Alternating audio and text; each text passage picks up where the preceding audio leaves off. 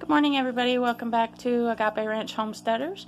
I do apologize we haven't done a video in a while, but unfortunately we did have a death in the family the week before Christmas. We lost my father-in-law, so I do apologize for that, but we are hoping to get back into things, and so I just wanted to share a little bit with you this morning. This morning, I'm going to flip this camera around so you can see. Well, that's not what I meant to do. Alright, so let's do it this way. So, we, about 5 weeks ago, had some baby bunnies. And these are a couple of the 5-week-old babies. And these are New Zealand crosses.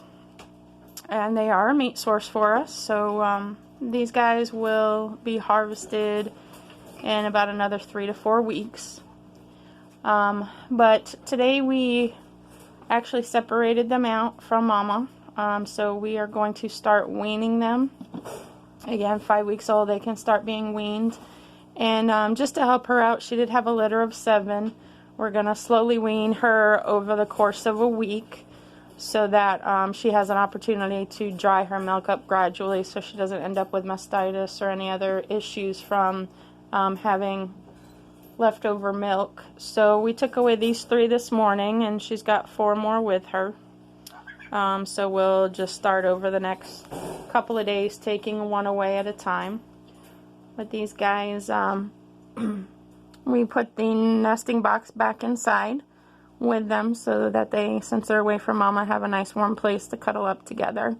So I didn't remove any of the bedding. You can see the bunny hair in there from mama, and that's what the mothers do when you give them a nesting box. They'll go ahead and pluck out their fur and line the nesting box with it. And then when she did have them, they were about as big as their ears are right now. When she first had them, they are born without fur, so she covers them up with her fur to keep them warm. And so I've got some carrots, and we like to do environmental enrichment with our animals, so they've got some chew blocks in there, some trace minerals. And with these guys I decided to do double up on the bowls for feeding and water, just because, you know, they're trying to figure things out. I wanted to make sure that they were going to be able to get the water that they needed so they don't get dehydrated. So I have 2 different types of waterers here. This one actually has a little lever in there that they have to push down to get the water out, which these ones are great because they're no drip, which means they're not going to accidentally pour out into your housing. This one is the ball type, where they can just lick the ball and the water comes out.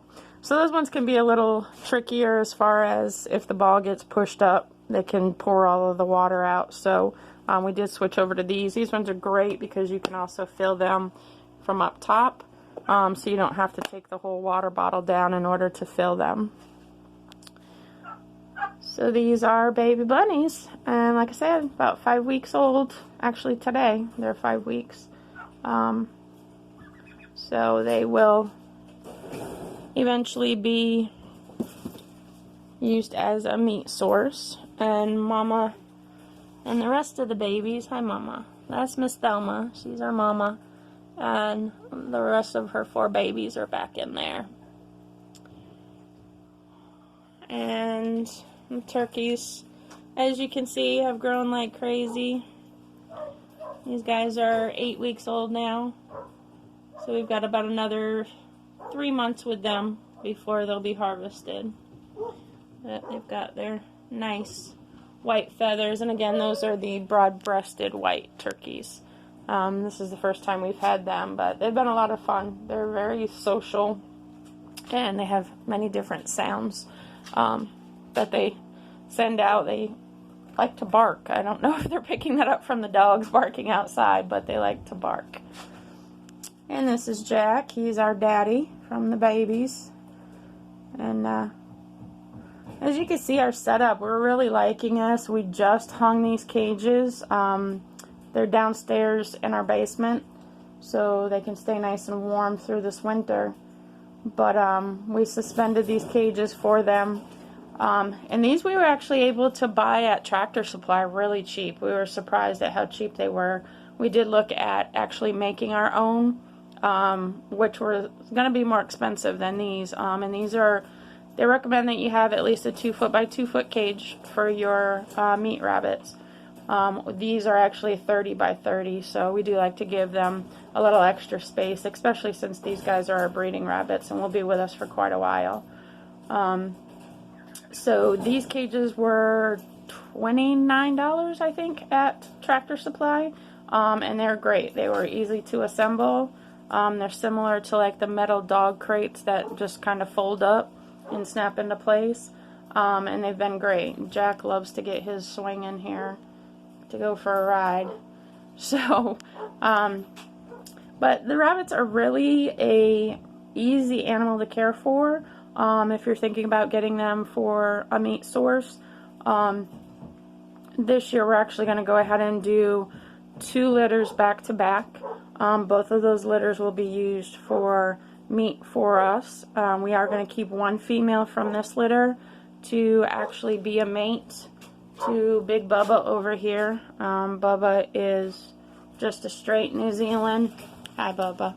And as you can see, he's much bigger than the other 2 that are New Zealand crosses.